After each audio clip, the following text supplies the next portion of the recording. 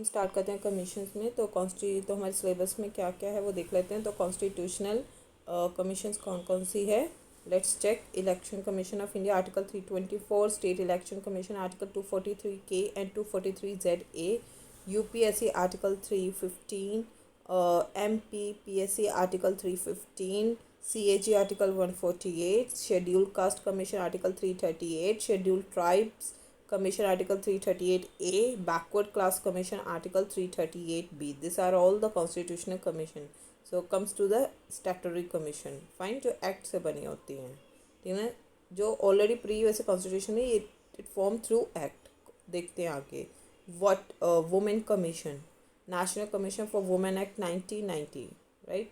Human right commission, protection of human right act 1993 के तहत ये ह्यूमन राइट कमीशन बनी है।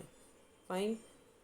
नेक्स्ट आता है commission for protection of child right 2005, इसके तहत चाइल्ड प्रोटेक्शन कमीशन बनी है। राइट टू इंफॉर्मेशन एक्ट 2005 के तहत इंफॉर्मेशन कमीशन बनी है। सेंट्रल विजिलेंस कमीशन एक्ट 2003 से विजिलेंस कमीशन बनी है। फाइन। नेशनल ग्रीन ट्रिब्यूनल, ठीक है ना, ये किसके तहत बनी है? National green tribunal act 2010। Food preservation act, food preservation commission किसके तहत बनी है? National food security act 2013। और एग्जीक्यूटिव में आता है नीति आयोग, ठीक है ना, it is by the government order, ठीक है। नीति आयोग कब बनी है? 1 Jan 2015 by government order, right.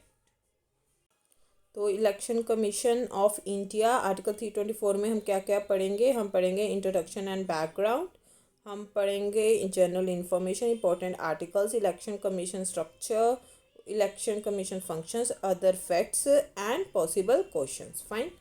तो हम चलते हैं। ये आपको इतनी इन्फॉर्मेशन, तो हमें इतनी तो इन्फॉर्मेशन मिल गई होगी। जो इलेक्शन कमीशन ये कॉन्स्टिट्यूशनल बॉडी है एंड ये आर्टिकल 324 के तहत आता है। ये आपको स्टार्टिंग में यहाँ मिल जाएगी, ठीक है। और ये कॉन्स्टिट्यूशनल बॉडी है। चलो अब इसकी बैकग्राउंड देखते हैं। बैकग्राउंड में लिखा है India is the largest country in the world and the biggest feature of democracy is free and fair elections. This is the biggest feature of democracy, free and fair elections. Fine. और अब article के बारे में आते हैं। Description of electoral system from article 324 to 329 in part 15 of the Indian constitution. कौन कौन सी articles हैं? 324 से लेकर 329 इन पार्ट 15, ये आपको याद रखना है। In part 15 of Indian constitution, right, for free and fair election, ठीक है। तो election commission of India, right, ये आर्टिकल 324 कहता है इलेक्शन कमीशन ऑफ इंडिया, ठीक है। तो ये for free and fair election, तो election commission of India article 324 में आते हैं। Constitutional body, it is independent and autonomous. Fine, it is independent and autonomous. Next thing आता है इसकी general information. This is constitutional autonomous, this is constitutional autonomous and independent commission. And part 15 में आता है election और article 324 to 329। Fine. अब इसके बारे में पढ़ते हैं। इसकी इस्टेब्लिशमेंट कब हुई थी? इसकी इस्टेब्लिशमेंट हुई थी 25 Jan 1950 को इस्टेब्लिशमेंट हुई थी। इसका हेडक्वार्टर है न्यू दिल्ली। फाइन। अब आगे आते हैं। फर्स्ट चीफ इलेक्शन कमिश्नर कौन थे? फर्स्ट चीफ इलेक्शन कमिश्नर थे हमारे सुकुमार सैन हमारे पहले इलेक्शन कमिश्नर थे। और आज के टाइम में सुनील अरोड़ा हैं, ठीक है। और पहली चीफ इलेक्शन कमिश्नर कौन थी? VS रामा देवी 1990। VS रामा देवी 1990 पहली वुमेन चीफ इलेक्शन कमिश्नर थी। और पहले इलेक्शन कब हुआ था? 1950 to 51 में पहला इलेक्शन हुआ था, ठीक है। अब इसे क्विकली रैप अप करते हैं जो हमने अब तक पढ़ा है। हमने पढ़ा है इलेक्शन कमीशन, ये तो आपको यहाँ से पता लग गया होगा, it's a constitutional body, article 324 तहत आता है। और बेसिकली हमारी इंडिया सबसे बड़ी डेमोक्रेटिक कंट्री है, तो सबसे बेस्ट उसका बिगेस्ट फीचर यही है, फ्री एंड फेयर इलेक्शन। इसलिए इलेक्शन कमीशन की जो पोजीशन है वो और भी इम्पोर्टेंट हो जाती है। और ये किस में आता है? Article 324 to 329 in part 15 of the Indian constitution. यहाँ पर मैंशन है this is all description of electoral system, fine, and for free and fair election. अब आर्टिकल 324 में आता है कि यहाँ इलेक्शन कमीशन ऑफ इंडिया है और वो एक कॉन्स्टिट्यूशनल बॉडी है और वो एक इंडिपेंडेंट और ऑटोनमस बॉडी है, ठीक है। कॉन्स्टिट्यूशनल, ऑटोनमस एंड इंडिपेंडेंट, इसके नेचर के बारे में बताया गया है। Constitutional, autonomous and independent commission है। फाइन, अब इसकी और डिस्क्रिप्शन में आ जाता है, तो ये हम पढ़ चुके हैं। पार्ट 15 इलेक्शन, आर्टिकल 324 टू 329 के अंडर आते हैं सारे इलेक्टोरल जितने भी हैं। और 324 तो 324 निर्वाचन आयोग, that is election commission, right. तो इसकी इस्टेब्लिशमेंट कब हुई थी? इसकी इस्टेब्लिशमेंट हुई थी 25 जनवरी 1950 को। हेडक्वार्टर इसका न्यू दिल्ली है। सुकुमार सेन हमारे पहले चीफ इलेक्शन कमिश्नर है। और आज के टाइम में सुनील अरोड़ा हैं। और पहली वुमेन चीफ इलेक्शन कमिश्नर कौन थी? वीएस रामा देवी, 1990। और पहला इलेक्शन हुआ था 1951 टू 52। फाइन। और इनका मेन वर्क क्या है? That is election of parliament, state legislature, president and vice president. किसका? Parliament, state legislature, president and vice president. Fine. अब जिनको हिंदी पढ़नी है वो हिंदी पढ़ सकते हैं। साथ में लिखा हुआ है संसद, राज्य विधानमंडल, राष्ट्रपति तथा उपराष्ट्रपति का चुनाव, दैट्स अ प्रमुख कार्य। ठीक है। आगे आते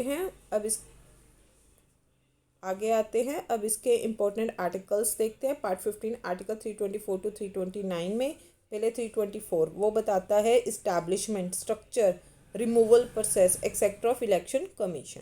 फाइन। और आर्टिकल 325 क्या बताता है? वो बताता है do not discriminate on the basis of religion, descent, caste और sex in preparing the electoral rolls. Fine. 326 क्या बताता है? ये बताता है adult suffrage 18 years by 61st constitutional amendment 1988। वो ये बताता है कि 65th अमेंडमेंट से एडल्ट सफरेज एज कितनी हो गई थी? 18 ईयर्स हो गई थी। ठीक है ना। तो आप 18 साल हो गए हो तो आप यू आर एलिजिबल। ठीक है ना, ये तो आपको भी पता हुआ। तो बेसिकली 18 ईयर्स हो गई थी by 61st constitution amendment act 1988, adult suffrage. अब आर्टिकल 327 क्या बताता है? Power of the parliament to make laws in relation to elections. ठीक है ना, power of the parliament to make laws in relation to elections. अब आर्टिकल 328 क्या बताता है? Power of the state legislation to make laws in relation to elections. Fine. Article 329 क्या बताता है? एक मिनट। ठीक है। 329 क्या बताता है? Bar to interference by the courts in electoral matters. चलो हम क्विकली इसे रैप अप करते हैं। ठीक है, क्विकली रैप अप करते हैं। आर्टिकल 324 बताता है establishment, structure, removal process etcetera of election commission. 325 बताता है कि आपको डिस्क्रिमिनेट नहीं करना on the basis of religion, descent, caste और sex in preparing electoral rolls. 326 बताता है एडल्ट सफरेज। फाइन। 327 बताता है power of the parliament, fine, to make laws in relation to elections. Fine. और 328 बताता है power of state legislation to make laws in relation to elections. और 329 बताता है bar to interference by courts in electoral matters. ये थोड़ा parliament, ये legislative आ गया, थोड़ा सा आइडिया हो जाएगा। ये थोड़ा जुडिशियल रिलेटेड आ गया। ये थोड़ा सा पीपल जो वोट डालेंगे और बेसिकली जब वो इलेक्टोरल रोल प्रिपेयर करेगा तो इलेक्शन कमीशन रिलेटेड आ गया कि उसे डिस्क्रिमिनेट नहीं करना रिलीजन, डिसेंट, कास्ट और sex in preparing electoral rolls. और ये उसका पूरा इस्टेब्लिशमेंट, स्ट्रक्चर, रिमूवल प्रोसेस बताएंगे इलेक्शन कमीशन का। फाइन। चलते हैं आगे। अगला है आर्टिकल 324। ठीक है ना। आर्टिकल 324 के आगे 6 सब डिविजन्स है। ठीक है ना। अब इसको देखते हैं, इसके फर्दर डिविजन्स कौन कौन से, इसे और डिटेल में पढ़ते हैं। Article 324(1) it is establishment of election commission. Fine. 324(2) election commission structure. Fine. 324(3) the chief election commissioner will be the chairman of the commission. Okay. 324(4) appointment of the regional commissioner by the president. अब ये question भी बन सकता है। ठीक है ना। 324(4) में आता है appointment of the regional commissioner by the president. Next is 324(5) resign and removal process. 324(6) में आता है president and governor will provide staff to election commission. आपको याद रखना है, राष्ट्रपति, राज्यपाल, निर्वाचन आयोग को कर्मचारी उपलब्ध करवाएंगे। फाइन। आगे चलते हैं 324(1) Establishment of Election Commission. Election Commission for the election of president, vice president, parliament, state legislature. वो ऐसे भी पूछ सकते हैं क्वेश्चन MCQ में, इलेक्शन कमीशन क्या पंचायत की करवाता है? नहीं, वो पंचायत की इलेक्शन नहीं करवाएगा, वो स्टेट इलेक्शन कमीशन करवाएगा, ठीक है ना। ये करवाएगा president, vice president, parliament, state legislature. Fine. 324(2) बताता है इलेक्शन कमीशन स्ट्रक्चर, और इसका स्ट्रक्चर क्या क्या है? The chief election commissioner and as many other commissioners as a president may determine, ठीक है ना। चीफ इलेक्शन कमिश्नर होता है इसमें, और इतने कमिश्नर्स होते हैं जितने प्रेसिडेंट डिटरमाइन करता है। फाइन। अब आगे आते हैं, तो इसमें देखते हैं, पहले एक मेंबर था। फाइन, पहले एक ही सदस्य था, फिर 3 हो गए। कब? 16 अक्टूबर 1989 को 3 हो गए, फिर 1993 को पुनः फिर एक मेंबर बच गया, फिर 1 अक्टूबर 1993 को फिर 3 हो गए, ठीक है ना। Neither the constitution nor the act describes the qualification of election commission. ना ही कॉन्स्टिट्यूशन और ना ही act, fine, describe the qualification of election commission. ना ही कॉन्स्टिट्यूशन, ना ही act describe the qualification of election commission. Fine. आगे आते हैं, आगे पढ़ते हैं कि अपॉइंटमेंट ऑफ कमिश्नर्स कौन करता है? Appointment of commissioner is done by the president. 324(3) के बारे में, the chief election commissioner will be the chairman of the commission. Chief election commissioner chairman होगा कमीशन का। 324(4) क्या बताता है? Appointment of the regional commission by the president. Appointment of the regional commissioner by the president to assist the election commissioner. Article 324(4) ये बताता है। Fine. 324(5) 324(5) क्या बताता है? 324(5) बताता है कि terms of service and tenure of the chief election commissioner and the other commissioners bye the president. Fine.